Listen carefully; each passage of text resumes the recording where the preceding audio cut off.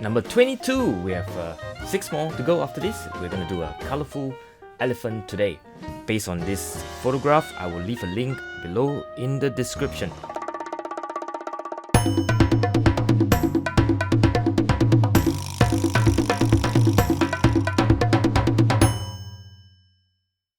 I've actually done quite a few of these colorful rendition of safari animals, chicken even. Anyway, we'll start with a basic drawing. If you've not seen it, I'll leave a link up above to some of the colorful sketches I've done in the past and the theory behind it, which is the color substitution. Outline of the elephant, not very difficult, just kind of copy the major outline and then fill in the blank.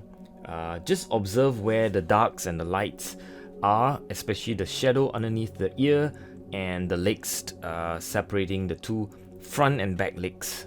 Once you get that, I go in with yellow, light yellow, lemon yellow in this case, to put in where the most or the lightest part of the elephant, and then a little bit of new gamboge and a little bit of queen rose where there's a little bit more darker or slightly darker. In the value of 1 to 5, this is probably still in the value of 2 at most. As I continue to paint towards the darker part, you can see that I throw in more reds in the process.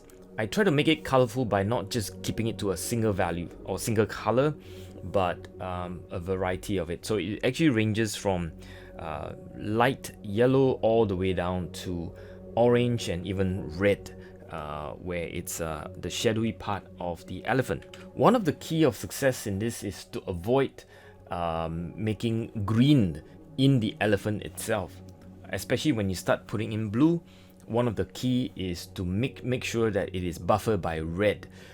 So I throw in a bit of red into the blue, it becomes purplish, and so it's not going to make green even if it touches a wet yellow in this case. And so you can see that it is darkened and it creates a shadowy part, the underbelly underneath the ear, separating the two legs, some of the trunk, some of the tail, and so on and so forth. All the time, just watch out for hard edges where it shouldn't be.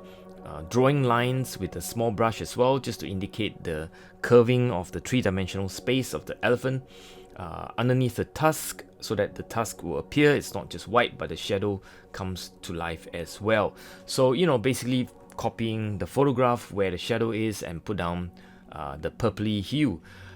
It's a beautiful shade basically once you have this sort of colorful elephant that pops up.